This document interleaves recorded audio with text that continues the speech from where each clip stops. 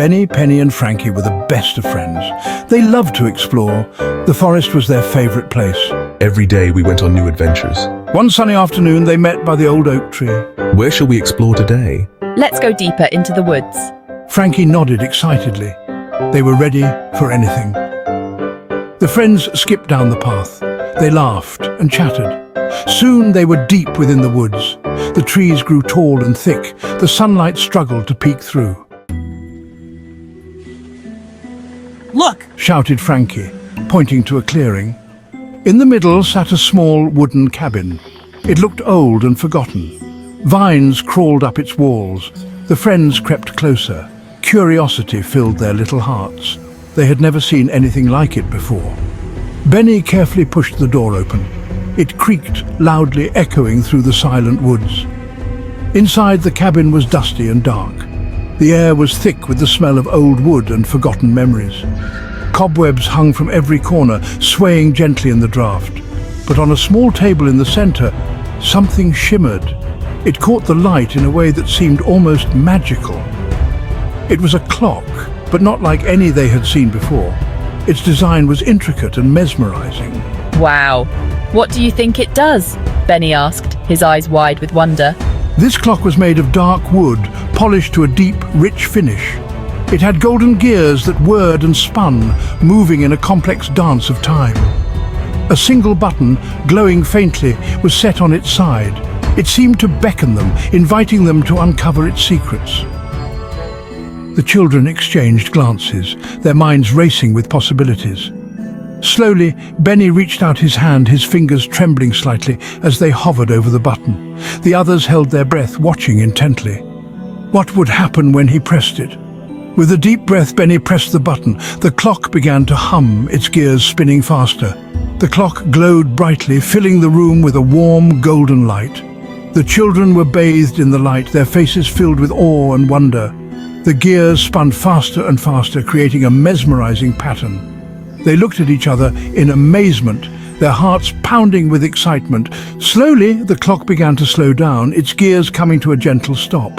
The children leaned in, examining the clock closely. What had just happened? The clock still had a faint glow, as if it held more secrets waiting to be discovered. Determined to uncover the mysteries of the clock, the children knew their adventure had only just begun. Benny reached out and pressed the button. The clock shuddered, vibrating with an energy that seemed almost alive. It was as if the very fabric of time was being manipulated by his small, curious hands. The golden gears spun faster and faster, whirring with a mechanical symphony that echoed through the room. Each gear interlocked perfectly, creating a mesmerizing dance of metal and motion. A blinding light filled the room, so intense that it seemed to erase the boundaries of the space they were in. It was as if they were being transported through a tunnel of pure energy. The children closed their eyes, instinctively shielding themselves from the overwhelming brightness. Their hearts pounded with a mix of fear and excitement, wondering what awaited them on the other side. When they opened them, they were in a completely different place. The familiar surroundings of the room had vanished, replaced by an entirely new and astonishing landscape. Gone were the woods and the cabin. The cozy rustic charm of the cabin was now just a distant memory.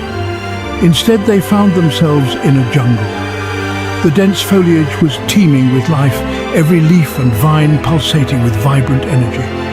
Giant ferns and strange plants surrounded them, their enormous fronds creating a canopy that filtered the sunlight into a kaleidoscope of green hues. The air was hot and humid, thick with the scent of earth and vegetation. It clung to their skin, making every breath feel heavy and full of the jungle's essence. But most amazing of all were the creatures. They were unlike anything the children had ever seen, each one more fantastical than the last. Dinosaurs! The children couldn't believe their eyes. They had read about these magnificent beasts in books, but seeing them in person was an entirely different experience. A giant stegosaurus munched on leaves nearby, its massive body moving with a slow, deliberate grace. The sight was both awe-inspiring and surreal. It smiled at them with its gentle eyes, a look that seemed to convey a sense of ancient wisdom and peace. The children felt an unexpected connection to this prehistoric giant. But then a terrifying roar shook the ground. The peaceful moment was shattered by a sound so powerful it seemed to come from the very core of the earth. A Tyrannosaurus Rex stomped towards them. Its massive jaws opened wide, revealing rows of razor-sharp teeth. The ground trembled with each of its thunderous steps. The children screamed and ran as fast as they could, their hearts racing with pure terror. They darted through the jungle, the sound of the T-Rex's pursuit echoing in their ears, knowing they had to find safety before it was too late. The children ran until they reached a cave hidden behind a waterfall. Panting, they huddled together, hoping the T-Rex hadn't followed them. We have to get out of here. But how? Whispered Penny. Frankie pointed to a wall deep inside the cave. Strange symbols glowed faintly on its surface. As they moved closer, they realized it was a puzzle. The symbols seemed to shift and change as they looked at them. Maybe this is the key. He reached out and touched one of the symbols. The air shimmered around them. The cave disappeared, and they found themselves in a new world. This time, they landed in a vast, seemingly endless desert. The sun blazed overhead, casting long shadows on the golden sands. Towering pyramids stretched towards the sky, their ancient stones whispering secrets of a time long past. The children marveled at the sheer size and grandeur of these ancient structures. Strange creatures with the bodies of lions and the heads of humans guarded them, their stone eyes seeming to follow every movement. These mythical guardians stood as silent sentinels, protecting the mysteries of the past. Sphinxes. They had read about these in their history books, but seeing them in person was a whole different experience. Penny gasped, loving everything about ancient civilizations. Her eyes sparkled with excitement as she took in the sight of the ancient artifacts scattered around. They were in ancient Egypt, the land of pharaohs, pyramids, and endless mysteries. The children felt like they had stepped into a history book.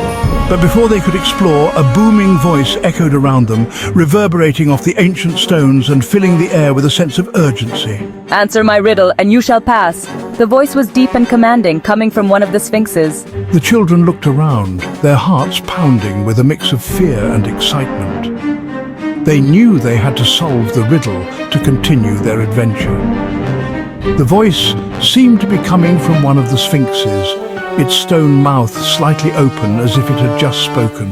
The more you take, the more you leave behind. What am I? The riddle hung in the air, challenging them to think deeply. The children put their heads together, whispering and debating. They knew the answer was crucial for their journey. Footprints, one of them exclaimed, realizing the answer. It made perfect sense in the context of the desert. The Sphinx roared in approval, its stone face seeming to smile. The children had passed the test. A hidden doorway opened in the sand, revealing a swirling portal of light. The children knew this was their gateway to the next part of their adventure, and they stepped forward with a mix of trepidation and excitement, ready to uncover more secrets of the ancient world. Holding their breath, they stepped into the portal. This time, they landed on a street bustling with activity. But it wasn't like any city they had ever seen. Flying cars zoomed overhead, buildings touched the clouds, and robots, all shapes and sizes, moved among the people. Welcome to the future. A friendly voice chirped. A small, sleek robot with bright blue eyes hovered before them. It extended a metallic hand towards them. My name is Zippy. What brings you to Neo City? The children stared in awe at Zippy and their surroundings. We found a clock. It brought us here. Zippy's eyes whirred. A time-traveling clock. Amazing, but why? The children explained their adventure to Zippy. They told him about the dinosaurs, the Sphinx, and their desire to go home. Zippy listened patiently, his blue eyes glowing thoughtfully. The clock must have a central control mechanism, a key of sorts, to return you to your time. And I think I know where to find it. Zippy led them through the bustling streets of Neo City. They dodged flying vehicles and marveled at holographic displays. Finally, they reached a towering skyscraper. This is it. Zippy announced, pointing to a symbol above the entrance. It was the same symbol they had seen on the puzzle in the cave. Inside the skyscraper, they found another puzzle. This one was even more complex. with glowing lines and spinning orbs. But after their previous adventures, the children were becoming expert puzzle solvers. They worked together, their minds sharp and focused. Finally, with a satisfying click, the puzzle unlocked. A hidden compartment opened, revealing a small golden key. It shimmered faintly, just like the button on the clock. This must be it, the key to go home. Zippy led them to a rooftop platform. A sleek silver time-traveling device awaited them. This will take you back, but promise me you'll visit again. With tearful goodbyes, Benny, Penny and Frankie stepped into the time-traveling device. Zippy pressed a button. The world dissolved around them in a blur of colors. When they opened their eyes, they were back in the dusty cabin. The old clock ticked softly on the table, its golden gears slowing to a stop. Benny carefully placed the golden key in a small keyhole he hadn't noticed before. It fit perfectly. The clock hummed, seemingly content. As they turned to leave, Benny thought he heard a faint whisper coming from the clock. Thank you. Until next time. The forest welcomed them back. Sunlight dappled through the leaves. The air smelled of pine needles and damp earth. Benny, Penny and Frankie walked hand in hand back to the familiar path. They had so much to tell everyone, but they knew they wouldn't reveal the secret of the time-traveling clock. It was their secret, a shared adventure that would bind them forever. And as they glanced back at the clearing, now empty, they couldn't help but wonder, where would the clock take them next?